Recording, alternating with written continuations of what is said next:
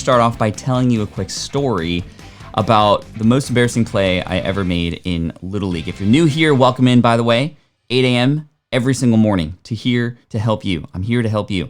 And these are crazy times right now, and it doesn't look like we're getting out of this anytime soon. So I wanted to provide something regular here for you. Also holds me accountable to waking up, starting the day strong by serving you, and hopefully you can take that and serve other people too, because that's really how we succeed. We help other people. As Mr. Rogers once said, in times of crisis like this, I don't know if this is the exact phrase, but look for the helpers, right? Look for the helpers. So if you are in need, look for the helpers. But at the same time, guess what? You could be a helper too. You could be a helper too.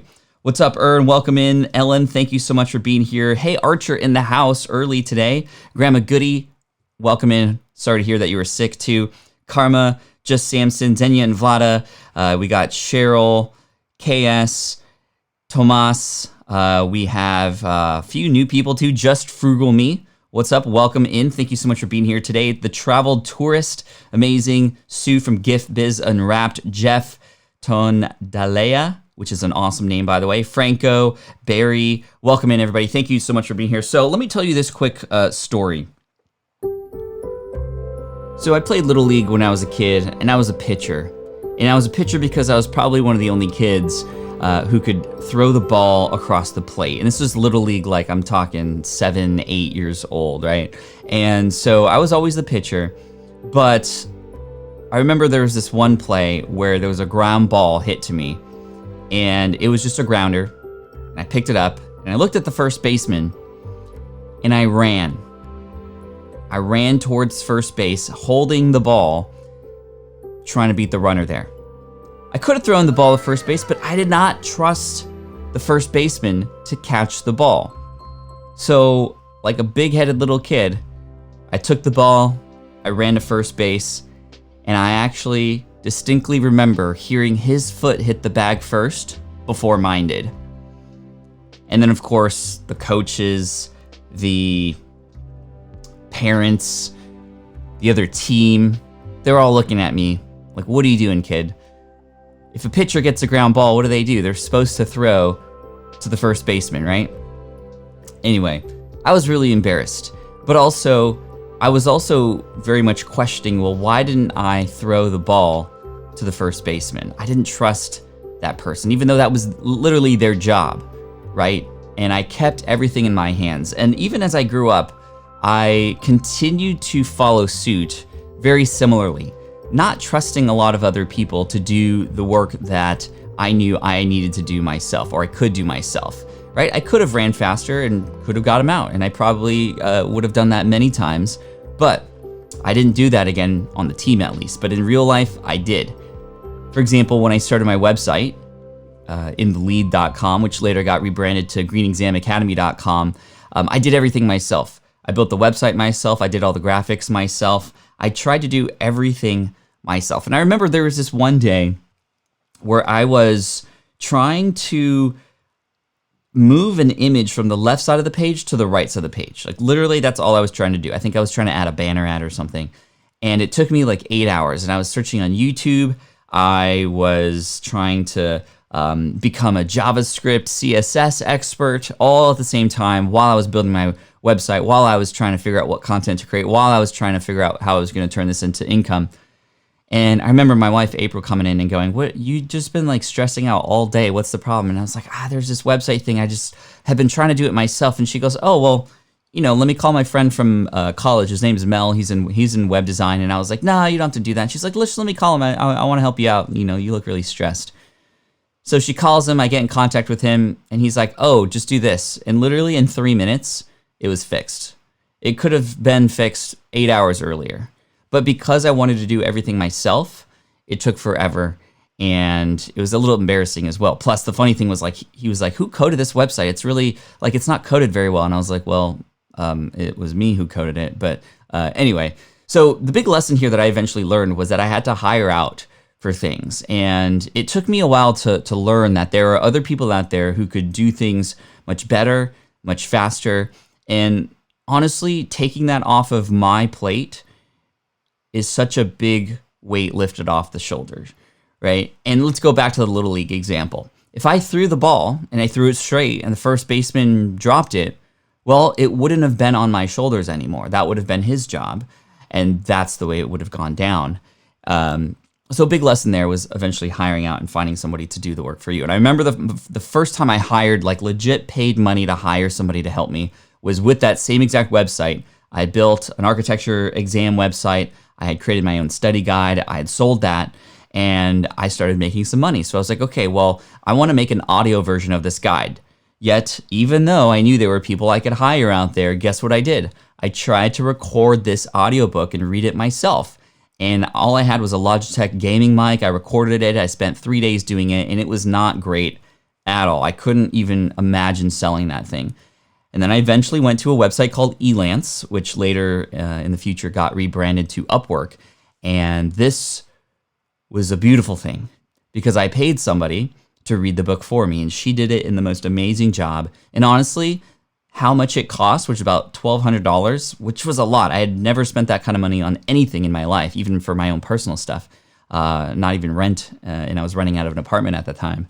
And she was able to do it in 2 weeks. It was beautiful, and on the first day that I launched that audiobook, I was able to make up the cost. And that just opened my mind to the world of what it's like to hire people. So, wanted to share that with you, just big lesson. And if you're a pitcher and you get a ground ball, throw it to first base. Okay, that's the biggest lesson there. Cool. Kalpana, welcome in. Thank you so much for being here today. So what we're going to do today, so that was sort of the intro, right? That was sort of the intro and the welcome. So let me welcome a few more people in here. Sheldon, Magic of Pause, happy Sunday. Let's see, Mary in the house, April, Simply Obs, Dole Whip, Dad, that's an awesome name. Jammin, Facupola, AV Piers, sweet. Okay, so we're gonna do something fun here before we get into website reviews. And Sunday is usually a little bit less, crowded here because people got church going on. People want to stay up a little bit late the night before and wake up a little bit later, and that's totally fine. So we do have a light goal today, by the way, and I'm actually gonna change this light goal from 200 to 150. If we get 150 likes here during this session, I'm going to give away a signed copy to somebody at random of Superfans. So hook me up with that like. We're less than 100 there. So yeah, let's do it. So that's that. And finally, before we get into what I call reverse Q&A, and I'll tell you what that means in just a minute, this is the link to remember, patflynn.com/theincomestream every morning, 8 a.m. Pacific, 11 a.m. Eastern, 4 p.m. UK. It's either 4 or 5. I've heard mixed, but it's sometime in the afternoon in the UK too. So thank you again for being here. You guys are awesome. And let's get started. Okay, so reverse Q&A. What does this mean? Well, I kind of want to do a back and forth. So first of all, I'm going to answer one of your questions, just like we always do, and we'll answer it as great as possible. Then I'm going to ask you all a question, and you're going to answer it for me. And then we're just going to go back and forth until maybe the 8:30 or 8:40 Pacific time. And we'll do a few website reviews, not as many as yesterday. Saturday is sort of website review day. And then we'll finish up and I have some final remarks for you. So this is how we are going to do it. First of all, you start by asking me a question. And there's a bunch of questions that came in already. So we're just going to get into that. And then I'm going to ask you a question. We're going to have some fun and sort of crowdsource ideas. I'll turn them into lessons and we'll have some fun with that too. Cool. So let's see. Let me find a question that came up. I see a question here. Karma says, how much of these live streams do you plan out? Honestly, the ideas come in my head the morning of in the shower. Literally the morning of in the shower. Or sometimes, after a stream, I'll be like, oh, I wish I did this differently. I'll write down notes so that I can remember the next time I pop in here the next morning that I can figure something out or change things. Doing this little... I don't know if you can see here. Hey, Mike, thank you so much for the donation. I appreciate that. By the way, all the super chats that come in, which are like paid comments in here that do get shown, that do get a little bit of extra love. Not required, no fee required, as the song says, but I will happily accept and push that income toward those who need it. We are currently donating to the San Diego Food Bank. Last month we did 1,000 meals. We've blown past that this month, and I cannot wait to calculate that until the end of the month here. But to answer your question more, yeah, it's just the morning of. I don't plan too much, and I like to just experiment and have fun and try new things. And I think, not planning so much, planning is good, right? But with live streams in particular, there's only so much you could plan because questions, answers, you're not going to know exactly what's going to happen or who's going to be in the room. And plus it allows for a little bit more realness, right? And you do have room to be more real, if that makes sense, on a live stream. Unlike an edited video, you definitely want to plan that out, plan that outline, and create a really good hook, really good call to actions, and all that sort of stuff. So I think that's really important. But yeah, honestly, I don't plan very much. And so, great. Marla, thank you so much for the, 50 for the super chat. I appreciate you. 50 pesos, 50 Mexico. I think is where you're at. Marla, thank you so much. You're amazing. Okay, now I'm going to ask you a question. The way this works is I'm going to pop up the question on the screen. Marla, thank you. You're amazing. And you're going to answer the questions. We're crowdsourced that. Here's the first question. I want to ask you, what's your biggest turnoff when you visit a website? I'm going to pop up some of your answers here, and then I'm going to comment on this, and then I'm going to answer one of your questions too. So let's see what y'all come up with. And as that happens, I'm going to take a sip of coffee here. So the reason I asked this question is because I think it's very important, especially now that we've done 34 days of this, half of that maybe doing some website reviews. There are common themes here, right? And I think it's really important that we understand the moment a person comes on a website, like what is the turnoff? So I'm gonna share some examples here as they come in. So we got Grandma Goody with a pop-up. Pop-ups, a lot of people don't like pop-ups. Pop-ups can work. They do grow your email list. However, if you use them incorrectly, if it's too in your face right away, it's not going to be a great experience. Instant pop-ups of any kind. So Magic of Pause, a little bit more descriptive there. Instant pop-ups.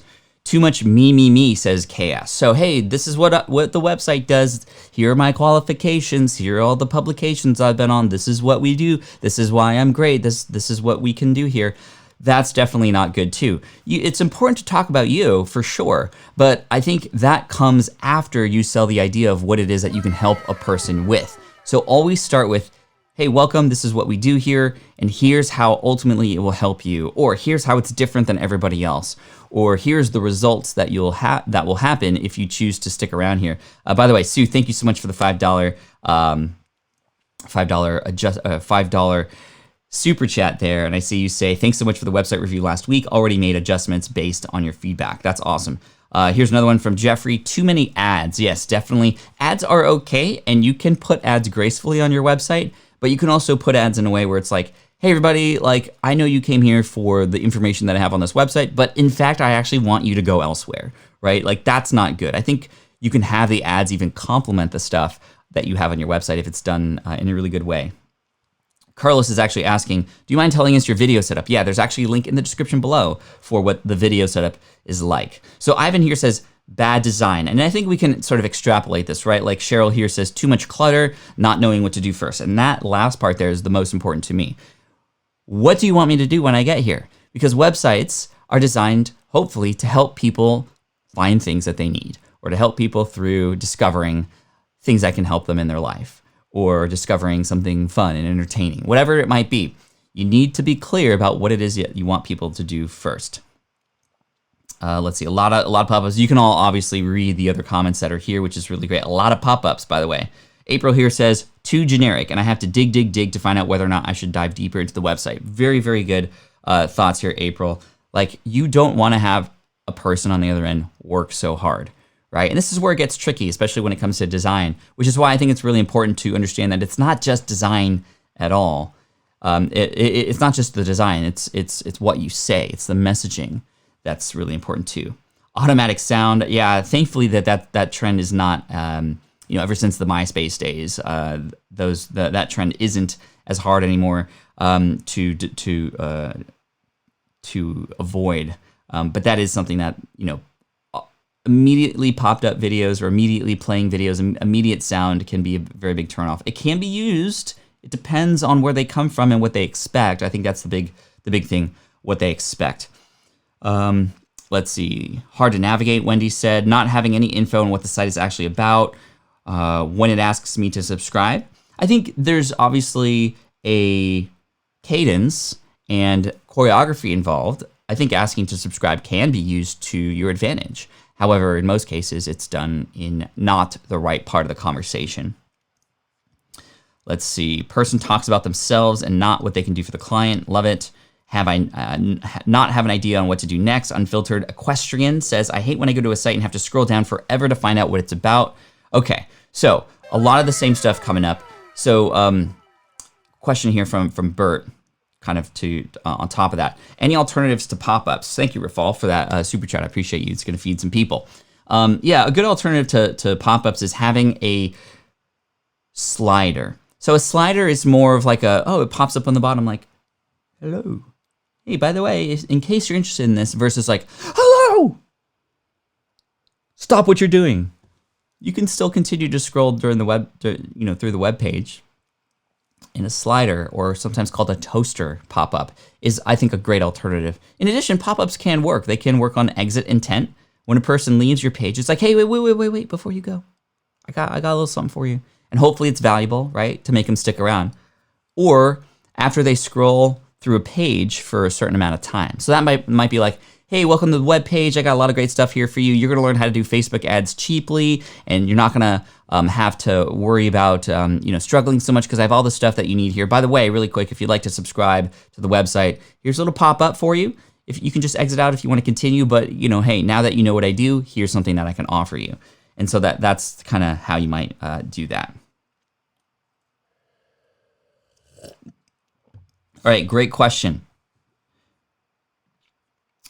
Jamin says, so this is more of a fun question, so we'll answer this for the next question. Is Pat's shirt a Totoro reference? Actually, this is a Porg from Star Wars, the newer Star Warses, and Harry Potter.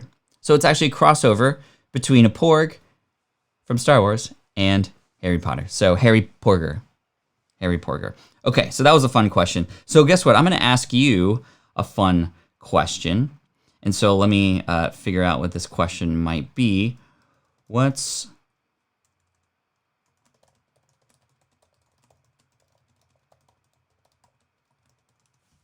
now I'm going to ask you a fun question. So here it is. Let me ask you, what's the best meal you've had while in quarantine so far?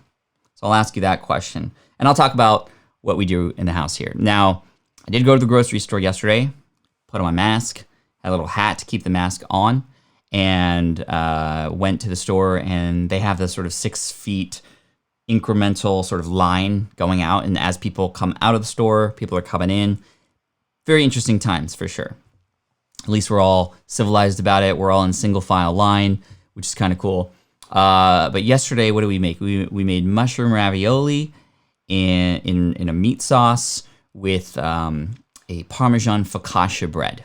And that was actually, I think, my favorite meal so far that we've made. Been a little carb heavy, honestly, since the quarantine started. I was on keto, but man, bread, so good.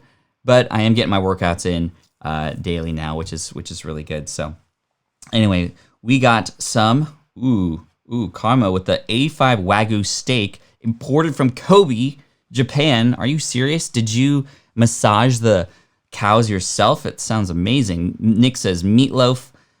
Awesome. I love that. Carne asada tacos. I think I want some tacos today. Ivan with the carne asada tacos. Kalpana says, had ice cream just now. Not a meal. Oh, yes, it can be a meal. 2 minutes to narrow down. What's cool about the times now, there's obviously a lot of terrible things happening, but I always like to look at the bright side of things and what does this make possible? For me, there's a lot of opportunity here, not just in business, right? To start the thing that you've always wanted to start. You have time to do that now. There's a lot of great opportunity to create now because there's a lot of consumption going on. Thank you, K-Walk. Appreciate you for that donation. That will feed, talking about food, a lot of people who need food right now who don't have easy access to it. A lot of opportunity in families to do things together more now that we've slowed down a little bit, to build on those relationships, to connect with old friends in ways that you haven't before. And then there's also opportunities with learning new skills. And I know a lot of people who are taking this opportunity to learn new life skills, like how to bake and how to cook and that kind of stuff. My signature dish, by the way, if I were to ever invite you over to the house, you would see me prepare a French onion soup with a beautifully sort of crusted brioche bread on top. Yes, a little bit sweeter, because I like my French onion soup a little bit sweeter, but still with that nice Swiss cheese on top. It's really good. Homemade enchiladas. Love it. That's awesome. K-Walk says, I did my first live stream and I want to pay it forward. Congratulations to you. That's amazing. That's amazing. Okay, so while we're collecting these answers, by the way, I want you to ask me some more questions that we can have some fun with. Also, business questions too. So I'm going to scroll up. I use this time to build an e-commerce site, says Just Frugal Me. Awesome. Congratulations to you for doing that. Mike's Home ESL says, I'm in China, so we almost back to normal. We're almost back to normal, having great Chinese food like barbecue with roasted eggplants. Yum, that sounds amazing. That sounds great. Pop-ups, okay. I'm looking for some more questions to answer. Scroll up a little bit. All right.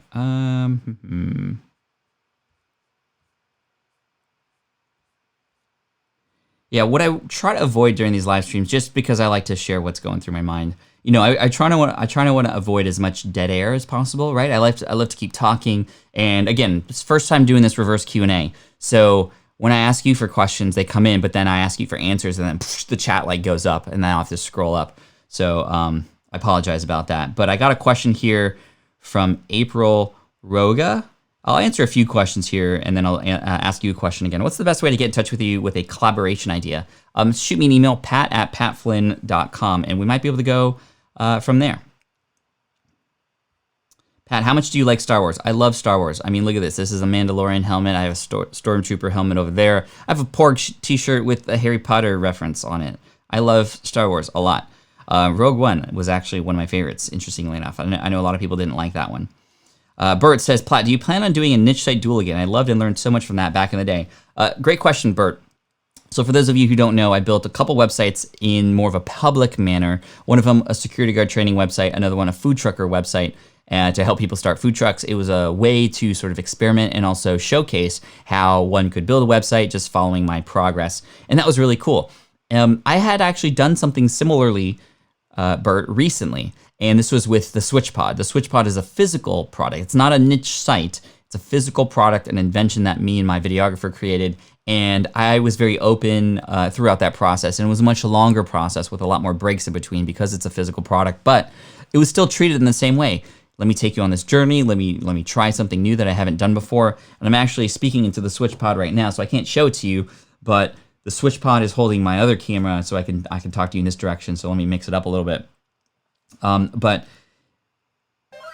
sharing openly the process right from the start, even right when we got this idea, has been really great in helping to market this thing, because now people know what I'm working on. But more than that, when it comes out, people are excited about it. And even if it's not for them, they might know somebody who can get excited about it and they'll share it. And that's really cool too. So it's been really amazing to see people follow that journey, because it's a completely different journey. A website, I remember getting one up in 2 days, starting to make money from it in 73 days. That was securityguardtraininghq.com. It took 73 days from the idea to getting it to rank #1 on Google. And that was really cool. Recently just sold both of those websites, by the way, earlier this year before the pandemic, both foodtrucker.com and securityguardtraininghq.com. So Carlos is asking, do you mind telling us about your live video setup? Yeah, there's actually a link down below for it. There's a lot of components, as you saw in just this stream here, with the Stream Deck and my Rodecaster Pro and lights and cameras and all that stuff. This camera I'm speaking into right now, Canon EOS R. I'd recommend checking out the link below for my live stream setup, or going to patflynn.com/live setup. You'll see all the things there, plus including some budget-friendly options there too. Big shout out and thank you to the Travel Tourist for that donation. Which speaking engagement will you miss most this year? And food is good. Yes. Okay, so answer this question. Then I'm going to ask you a question again. And yes, Joel, I play a lot of video games. Travel Tourist asks, which speaking engagement will you miss most this year? Wow, that's a tough question, because I miss all of them. I miss being on stage and speaking directly with people. Maybe that's why subconsciously I'm here right now doing the live stream on the income stream, because it feels like I'm presenting live, and it is because I am. Now I miss seeing your faces. I miss being able to shake your hands and to help you in the hallways and to network at the event and all that kind of stuff and present some information. This is more sort of casual, ad hoc Q&A type style website reviews, which we'll get into in just a moment. But of all of them, if I had to choose one, I think I'm going to mostly miss Craft and Commerce, which is an event that's run by a company called ConvertKit, and it's in Boise, Idaho. And I love the event because it's a little bit tighter, meaning it's less people. It's about 350 to 400 people, but it's very creator-centric, and it's very family-like in terms of how people care for each other there, how professional it's put on, obviously, is very good. And then just exploring Boise is really fun. You know, of all places, I wouldn't think that I would miss Boise, to be honest, but I do miss Boise. The really good ice cream and really good restaurants and just a cool vibe there. So yeah, I'm going to miss speaking at Craft and Commerce for sure. Any of you been to Craft and Commerce? Cool. I'm playing WoW with my kids who are all quarantined, says KS. Late nights, they are teaching me how to suck so much. That's so funny. By the way, we have a light goal today of 150. We're about 30 away. I'm seeing 29 away. So we're almost there. We might get there. And I'm going to pick somebody at random. We're going to connect. I'm going to send you a signed copy of my book, Super Fans, which you could see sort of back there. Cool. So let me ask you a question now. Let me pop this up here so I can figure out what this question might be. All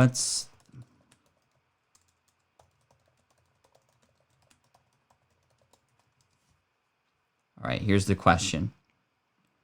What is the most useful purchase you've recently made? What's the most recent purchase you've recently made? So pop that in the chat. We're going to play an instrumental here really quick while I take a sip of coffee and wait for those to come in.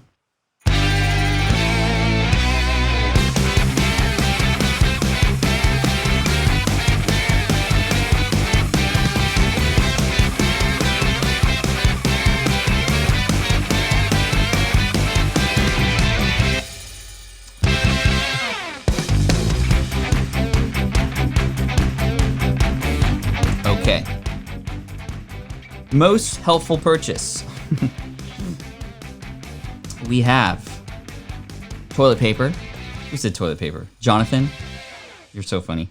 Toilet paper. Jonathan, with the toilet paper, we got the Smart Lav that I recommended. So the Smart Lav here that Grandma Goody is talking about is a lavalier microphone that can plug into your device, and it makes you sound great even on just an iPhone or an Android or an iPad, right? So that's really great. Answer, air fryer, says April. Air fryer purchases has helped me immensely with my diet. Veggies have never been better. I think that's a great one. I love that. Let's see. Amped Up course, says Mary. Mary, thank you for that. I appreciate that. That's the Amped Up podcasting course. Lamination sheets for roll and write games. Huh, I don't even know what that means exactly.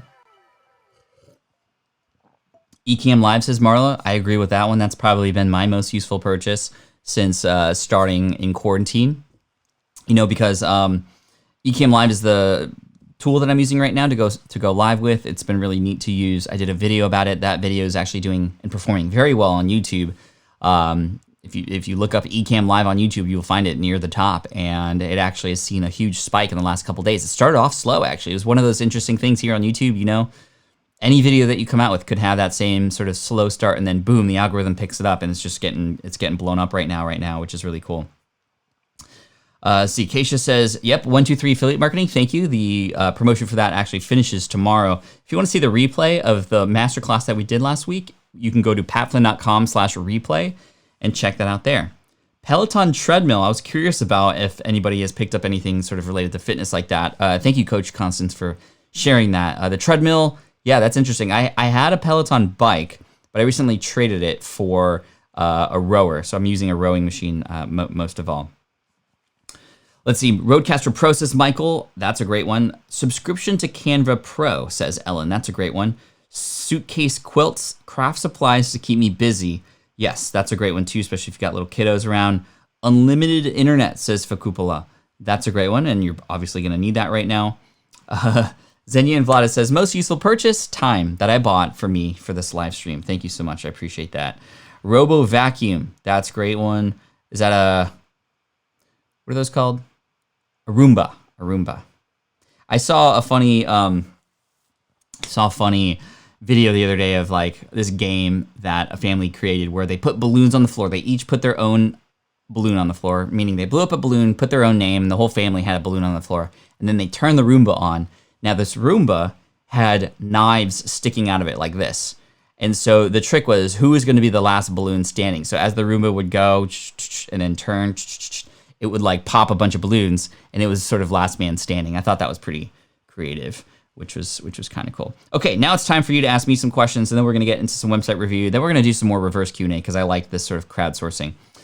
Amy says, after 5 years of running a small business marketing agency, people know and recognize Amy more than the agency. How will I know if I should pivot in some way? The best way to know to pivot is to, number one, have conversations about this pivot with people who are not on the inside. So this could be, anybody in your colleagues, friends in your network that you might have, Amy. It could be some of your super fans that you might have who know you for you. Having conversations about this pivot is the best thing to just unpack and understand that, which is why I can't directly answer what the best thing for you to do is, because I have no idea where you're at mentally and, in terms of where you want to go and what you want versus, and also what your audience wants and what they want to hear from you and ultimately what your goals are. Having conversations with others on the outside is important because when you are in it yourself, it's so hard. You cannot read the label when you're inside the bottle. You need somebody else outside of that bottle in order for you to understand that. And it comes with having conversations, to have other people unpack it for you, to have them almost interview you in a sense and dig a little bit deeper. Ellen says, I super chatted a question. Thank you for that, Ellen. Let me see if I could find it for you. Just a lot. There's so many great conversations happening in the chat, so I lose them a little bit, but thank you for reminding me. I'm seeing some more great purchases. Here's Ellen. Okay, Ellen with the super chat, $5 to the food bank on behalf of Krishveer Singh Jaden. I'm 14 years old and want to run my own SMMA. I had just 2 restaurant clients in the past. Any advice on how I can grow? So first of all, 14 years old, just like, well done. I wish I was starting businesses when I was 14 and thinking in this way and being a part of groups like this. Like, well done, Krishveer. That's amazing. I want to run my own SMMA. I had just 2 restaurant clients in the past. Any advice on how I can grow? Yes, get your 3rd one and then get your 4th one, right? I think it's very important to understand that we need to narrow our focus when we are just starting out to getting one person or the next person one result, right? So whatever it is that you end up doing, it doesn't matter. Find one person, help them, and you're going to learn so much in that process. It's also going to help you understand if you go into that with not just, I need to find a client with just, I need to find a client and make money.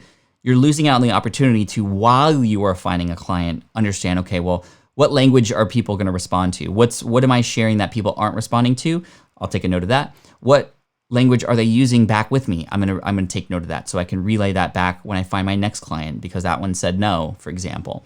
Or when you're working with that client, okay, how can I best manage this client a little bit better? How can I best understand that they, or where in the process they need the most help? Okay, I'm gonna keep note of that.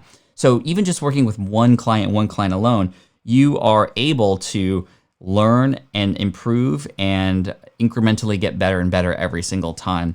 This is as opposed to what a lot of business owners want to do is they want to go, hey, I want to have 100 clients on day 1 on launch day, and I'm just gonna launch and go big, right? And that's hard because sometimes we don't know exactly what language to use and how we can best help people on day 1.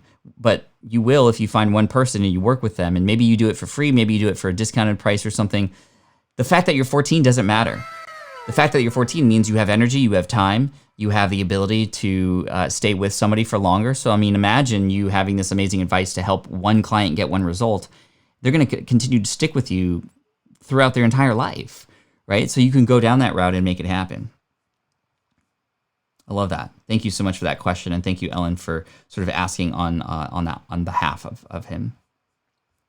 All right, there was another question here from, okay, April. I see your super chat. Thank you for that. I see one here from Startup Flame that I want to get to first. Let's see, where did that question go?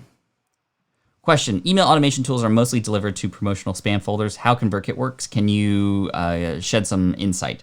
Yeah, so I talk about this pretty extensively in my email marketing magic course. This relates to the idea of deliverability, right? How can you ensure that when you send an email, it gets into the right folder, meaning person's primary folder and not into Gmail? Well, there's a couple tools that you can go to. Number one, there's one called Glock Apps. Let me see if I can find it here. Glock Apps, and let me see if I can find the other one that I recommend.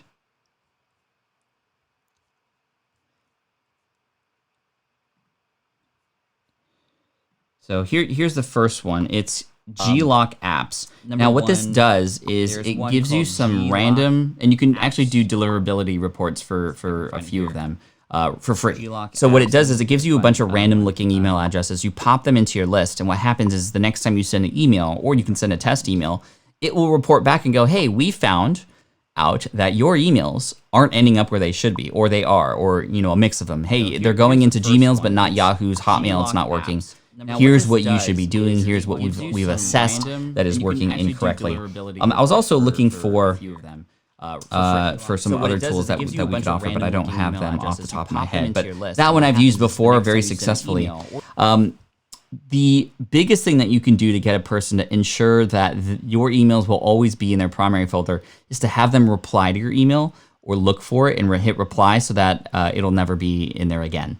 And what I mean is, in the first email that they get, you can actually ask them to reply. If they don't see it on the thank you page, say, hey, look for the email and maybe in your spam or promotional tab, find it and hit reply because I want to see what your answer is. And you can ask questions like, what's your number one biggest challenge right now related to blank? Or what's your biggest struggle right now? And that way, people are going to hit reply.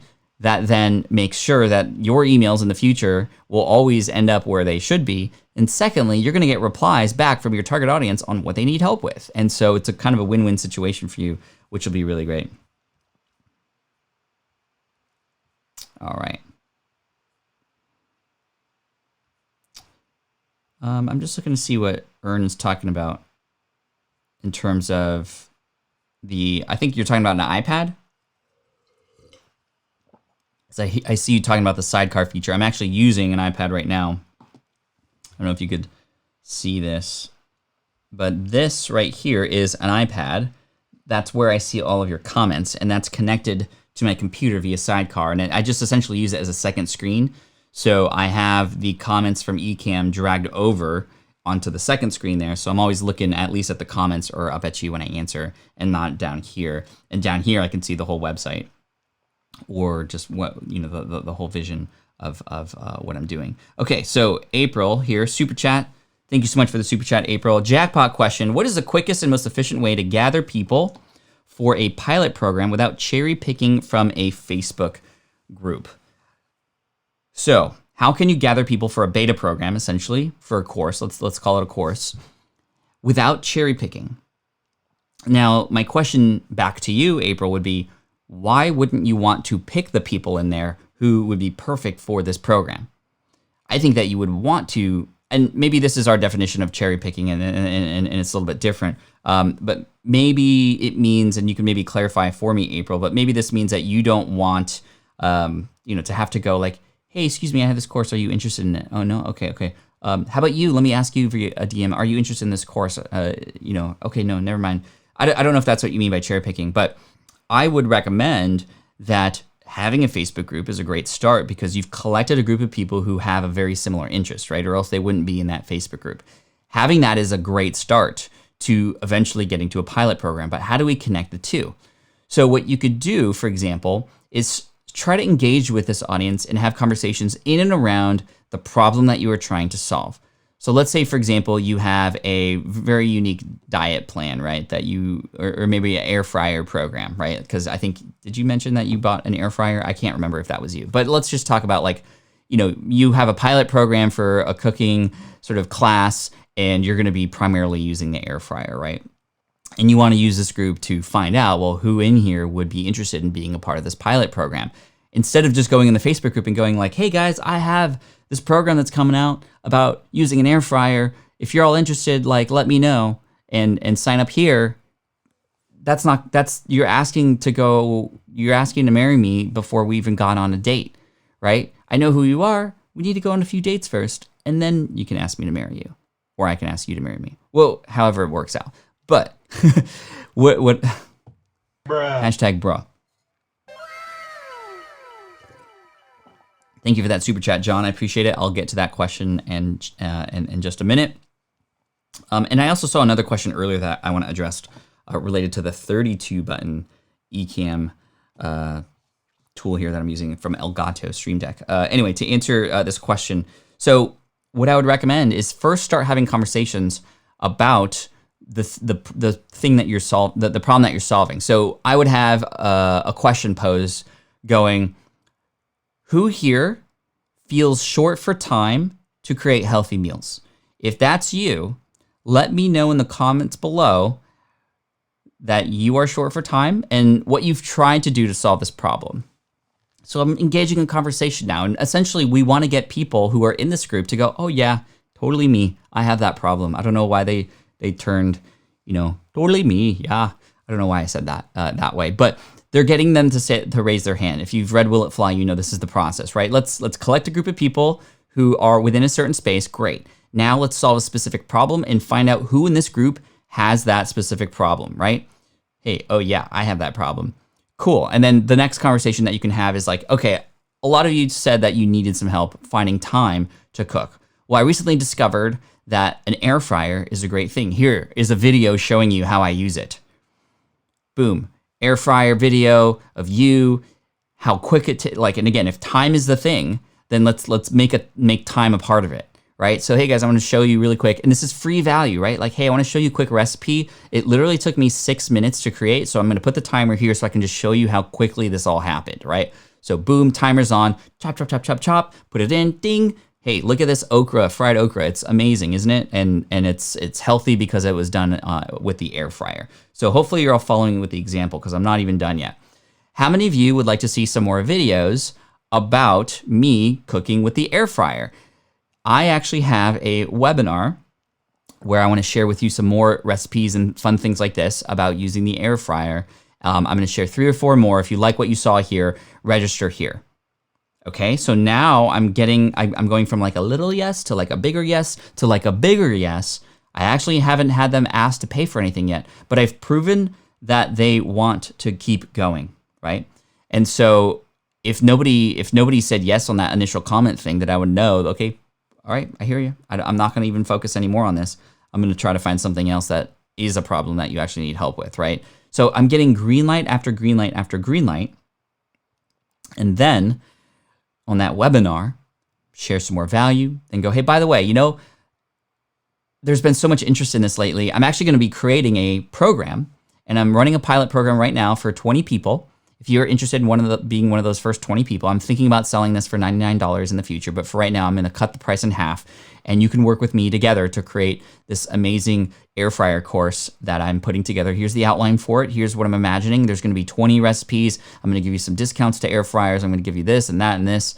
And ultimately, I want you to get some time back and have some healthy food for your family. If you're interested in that, click here to purchase now. I'm only taking 20 people. And what's really cool about this is you get the 20 people. Ursula's like, how are you spicing up this okra? It's breaded with panko and some egg and some oregano and Italian spices with maybe a little bit of cayenne pepper.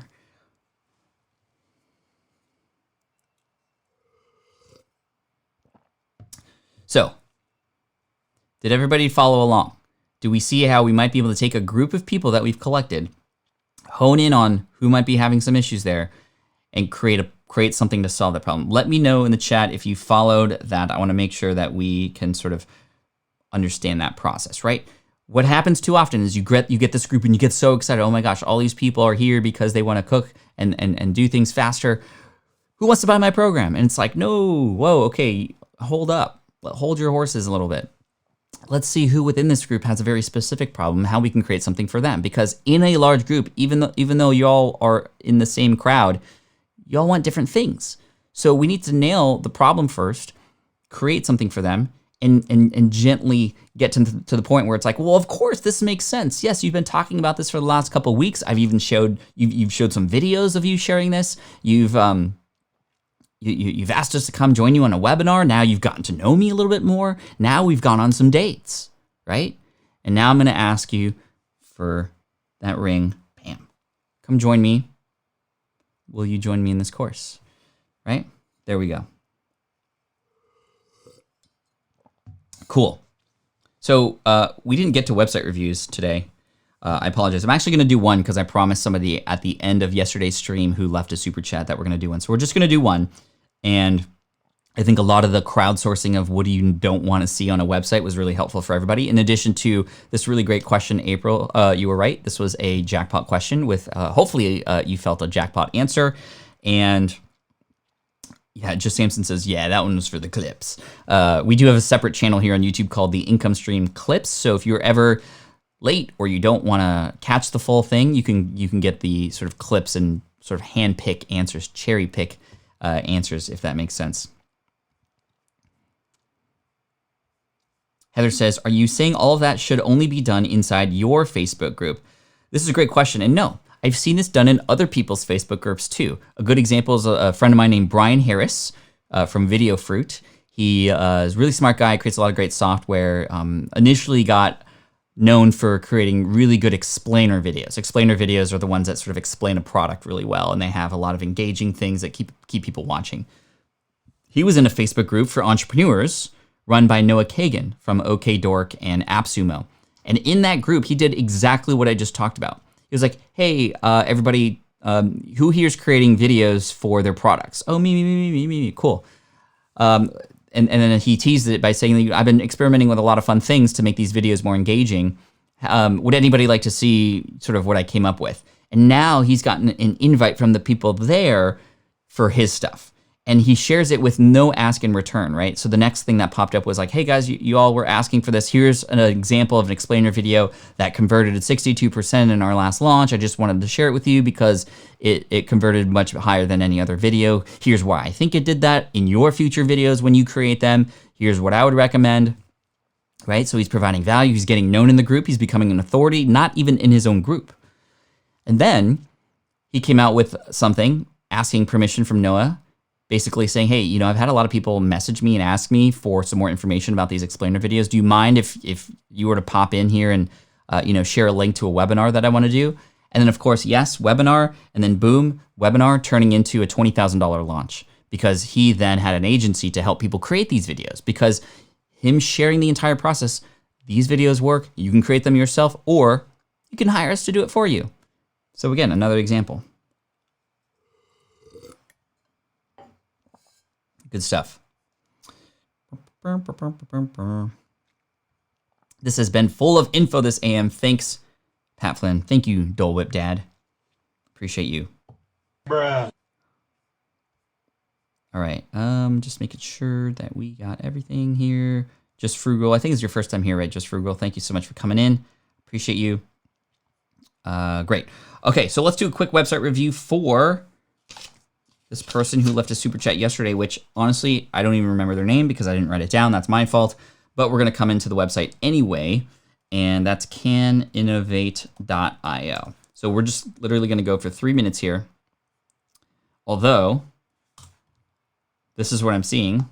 Thank you so much for coming in. Appreciate Let me try one more time. Let me try with the HTTP. Because okay, so let's do a quick website review for this person who left a super chat yesterday, which honestly, I don't even remember their name because I didn't write it down. That's my fault. No, I can't. But we're going to come into the website. Well, there's that website review. I apologize. If you're here watching this now, shoot me an email, pat@patflynn.com. I'd love to do one for you just even off the stream. I feel bad. I might have written it down wrong. I apologize. But anyway, there we go. So let's have some more fun. I love this sort of back and forth conversation that we're having together. And I think that we could have some more fun. Maybe let me ask you one more question. And we can go back to more Q&A, and then I just have some final remarks to end the week on, or start the week on. Do you end the week on Sunday, or do you end the week on Saturday? Like, this is a new week, right? That's not my question, but it is a question. It is a question that I have. All right, let's see. What could I ask you that would be good for the entire audience? Let's see.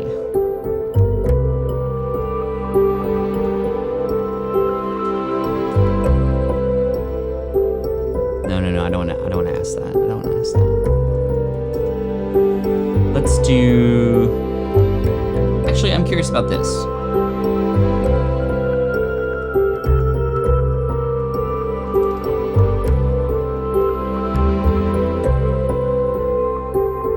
All right, here's the question.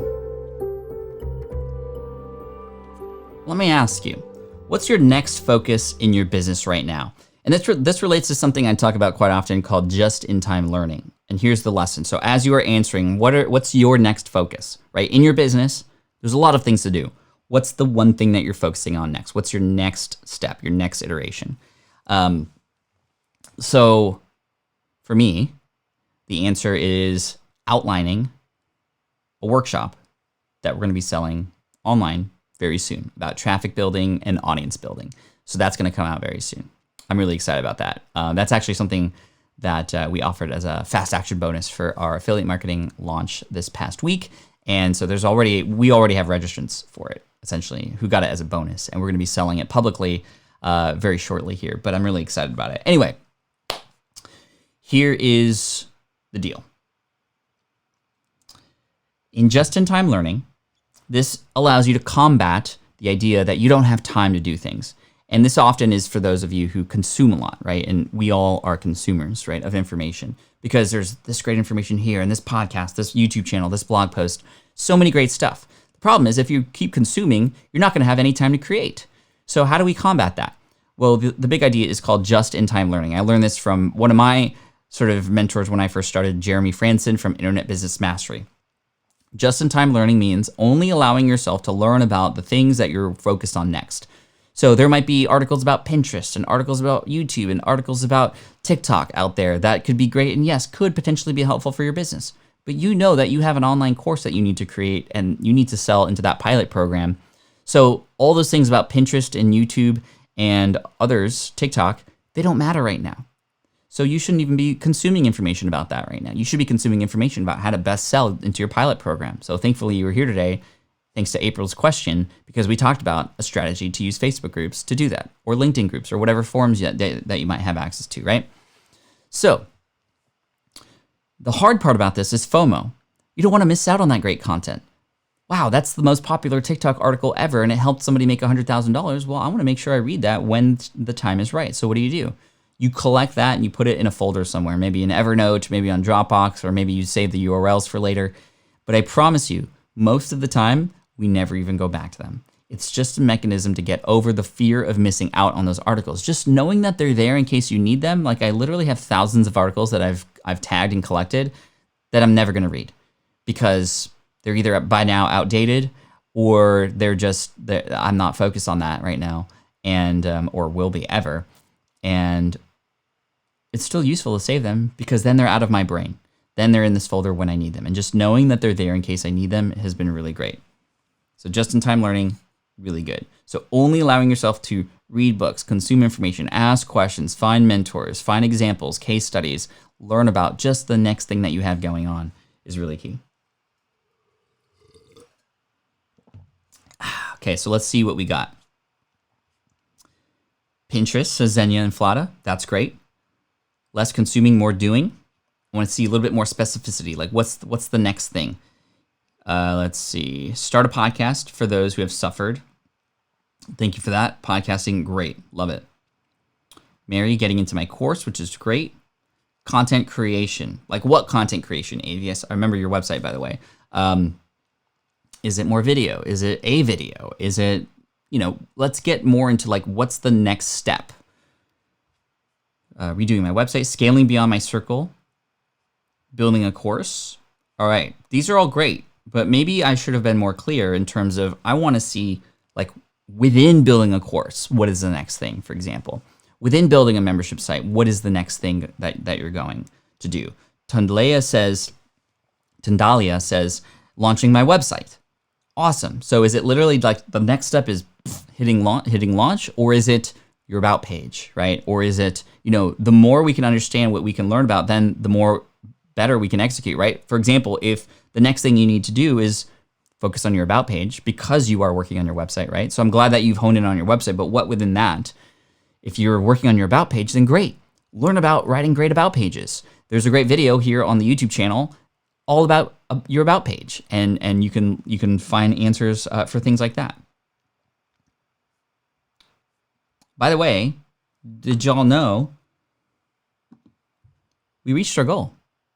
I didn't even have to ask very hard today. So 150 likes. Thank you so much for being here.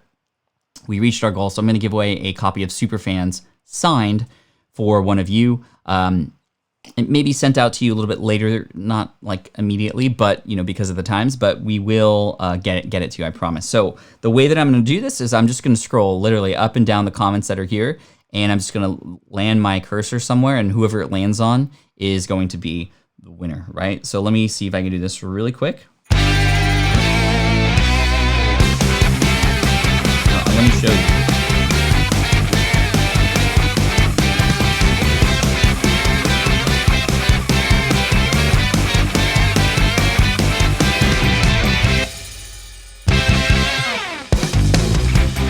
All right, congratulations to Nick McHenry. Awesome. Who in this comment said, most of my company's leads come through my own personal social channels versus our company's social channels. Should I double down on my own channels or continue to split my time between them? Which is a great question, by the way. So Nick, congratulations. Shoot an email to pat@patflynn.com, and Nick McHenry, make sure you mention that you won a signed copy of Superfans here. I'll let my assistant Jess know. She'll pick you up from there, and we'll coordinate and get your address and all that stuff too. If you want to pop your address in there, you can, or you can wait for us to ask you for it. It's up to you, but we'll make it work out. So Nick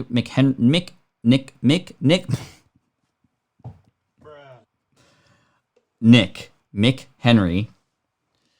What if my middle name was O? Like it had a O as the first letter. It would be Patrick O. Flynn. That you can't get any more Irish than that. Nick McHenry. Awesome. Congratulations. Well done. I realized that I didn't change the camera angle. But yes, Nick McHenry. And I'll answer your question here too. Most of my company's leads come through my own personal social channels. Great. Versus our company's social channels. Should I double down on my own channels? I would double down on your own channels, to be honest. And it's likely because you're a real person versus a company, which is most likely just a logo, maybe faceless. Maybe even if you do put your name on there after every tweet, for example, it's just not going to be as personal. I would double down on yours. And the other cool thing about this is your following will grow. Your leads will like, if you were to be removed from the company, for example, you're not building somebody else's social channel. You're building your own. So in the future, this is like future-proofing yourself too. I think that's wonderful that that's happening. Just make sure that you still have and keep full control of that channel, it being your own personal one. All right. Woo, that was fun. Wow. So here we are with 1 minute to go.